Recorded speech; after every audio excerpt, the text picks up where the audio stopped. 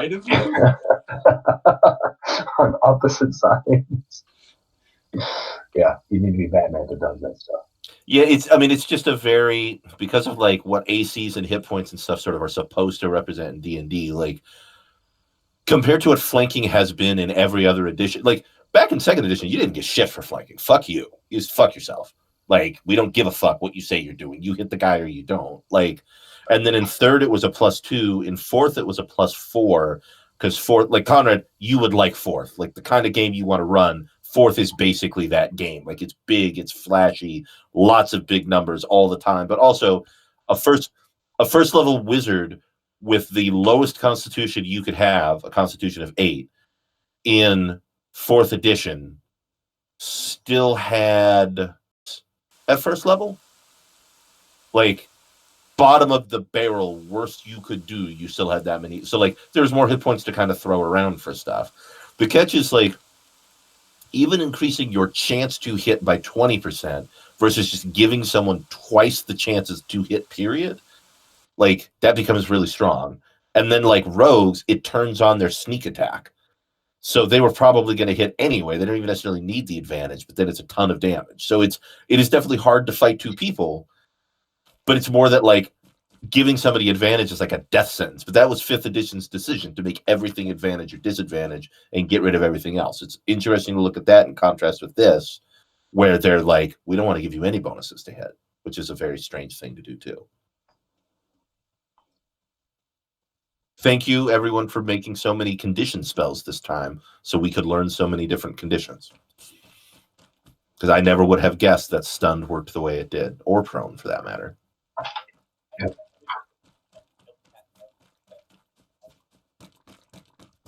Right.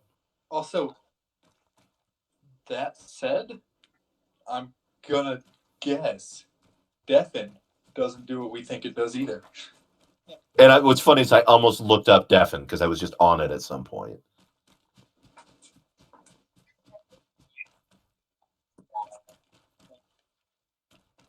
Yep. Yeah, I made that.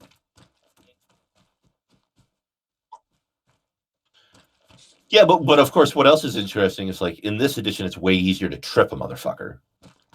Like it's just an athletics ability, and kind of anyone can do it. Whereas before, you typically unless you had a weapon that let you trip, you were not going to ever trip anyone because it was an unarmed attack that provoked an attack of opportunity, and you usually made the attack at a penalty. And even in Pathfinder, where you had the separate stats for like your tactical attack and defense, you were still like you were walking up to a dude with a sword and letting him stab you in order to try to knock him on his ass.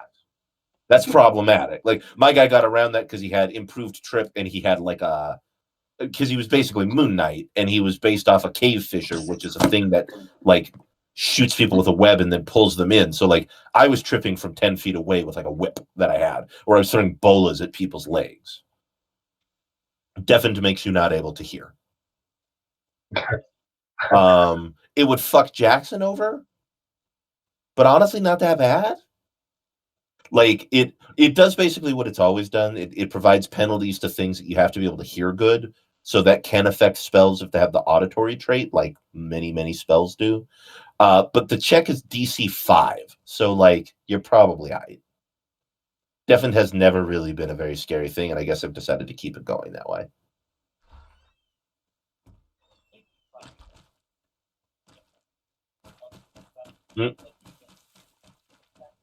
Well, no, somatic. That's auditory. Somatic is movement. So that's restrained is the one that fucks you over for that. Which is why taking still spell is such a powerful feat, because people always think they're going to tie up the wizard and then he can't light them on fire. Well, I like the idea of having a spell that just makes someone hear their voice once after they actually say it, so then they can't do the verbal components of spells. Develop that spell. They keep tripping over their own words. Develop that spell, only have it be them hearing what they're saying in Jackson's voice. Also, yes. Or no, even worse, make the spell that they hear Jackson saying what they're about to say a half second before they say it in his voice. That's super funny. That is completely reasonable. Thanks for taking care of my light work, guys. See you later. Here's a knife.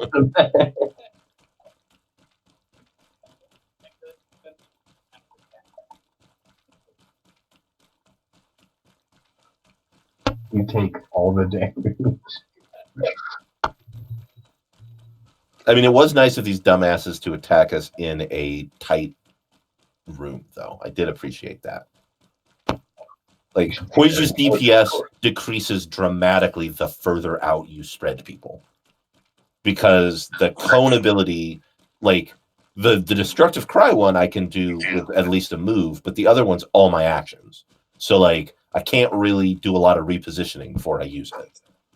But, you know, line them up. We're fine. Well, I don't think they anticipated a bunch of magical wasps in a 60. Yeah. The entire study is wasps. I tried to talk those motherfuckers down. They were warned about the wasps. They were literally warned about the wasps, which was also a very nice touch. I appreciated that. I was so glad after Hoiju moved to not be directly in front of Jackson that none of the pirates jumped on him. Right? I was worried for a minute there. I know, Captain had command. He's going to try and make you stand still. But you. That's what it was. I was wondering if it was an actual magic spell or if you were just trying to make him be intimidating. Yeah. But interesting session. Anything else? Comments, concerns? Disappointed that he tried to cast command on me instead of someone else because I have counter performance. Ah! And I really want to use it. I mean, can't you use it if he casts it on you? I could have. Basically, all it does is I roll a performance check, and then you guys, anyone, can use that roll instead of your save. I believe after you roll it, and you just take whichever one's higher. That's good. Yeah. Yeah, I love that this is the first fight that I actually used my shield spell, and then no one hit me after I used it. And all of the damage I took was before I could use my shield spell. That's how shield works. Yes, exactly. Shield is like insurance. It's only useful when nothing is wrong. The other gimmick was that if you attack the captain, they were going to attack you. Sure. But technically, I didn't attack the captain. I just told him to fuck himself, and that he was misunderstood. Like, words hurt, I understand, but my words don't do psychic damage. That's just Jackson's. So, like, I was just in the room. You ran over and stabbed at him. No, I didn't. I just came out the door. No. In the middle of the fight, when you moved over. Oh, yeah. They stabbed me at the beginning of the fight. I didn't take any damage after, like, that first round. I took one damage. It was when I first came out yelling that they ran up and stabbed me. I had not hit anybody at that point. I was talking. I was being friendly. I was making clear they had a misunderstanding. And then they paid with their lives. And then a bottle came out and bombed them.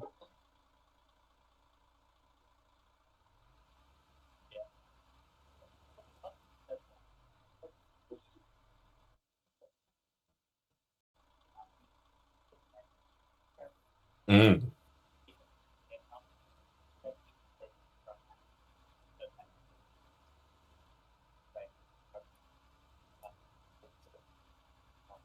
Mm-hmm. Sure. That's the constant balance you have to take as the barbarian alchemist. Yeah. Just first. Good choice in spell, I think. Yeah. That was the new one for level 4. Mm-hmm. And as cool as it sounded. Yeah, you got the job done. And a lot of damage. Yeah, that was a good roll. Yeah, there's a lot of AoE in that fight. Like, the Seth immediately launches out as like 4 damage. Like, that's not bad. More than half of their health disappears the next round.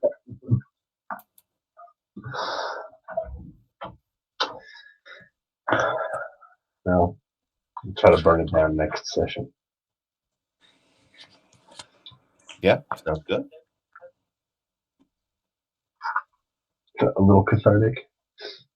The thing is, we don't know whose house this was, though. Like, I don't necessarily want to deprive them of the house.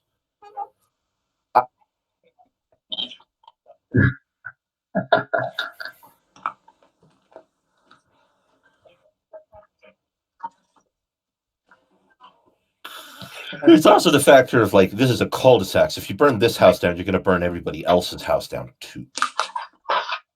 Yeah. No, because that's where we put the glass.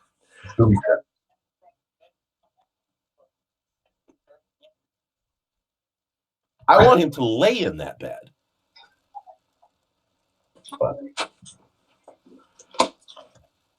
Exactly. All right, it's been fun as Yeah. always. I'll catch you guys next week.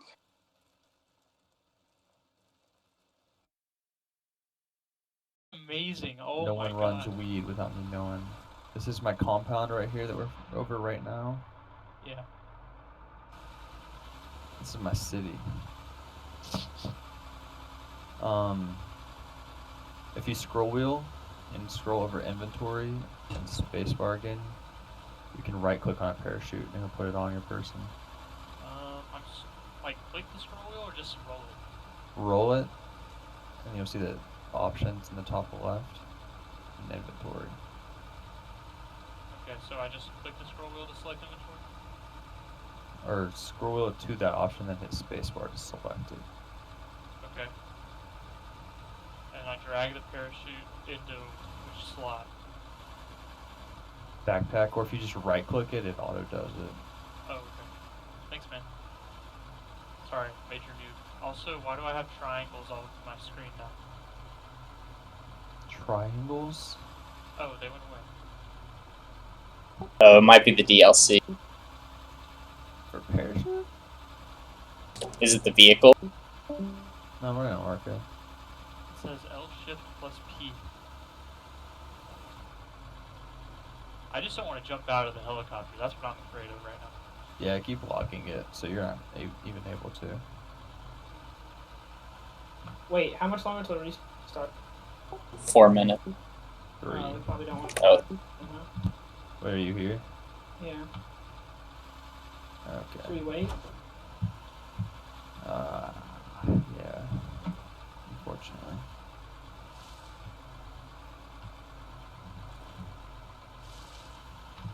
I'm not convinced. Restart in 3 minutes, Tyler. What? Mm-hmm. Alright. The server's gonna restart in 3 hours or 3 minutes. It restarts every 4 hours. So we're just gonna chill here until it's done. I'll get out. Scroll wheel and then spacebar to your action key. Okay, okay. Is there a way to rotate the camera to look at yourself? If you hold left alt, you can look around. If you double tap alt, it like locks the auto look and you gotta double tap even the release.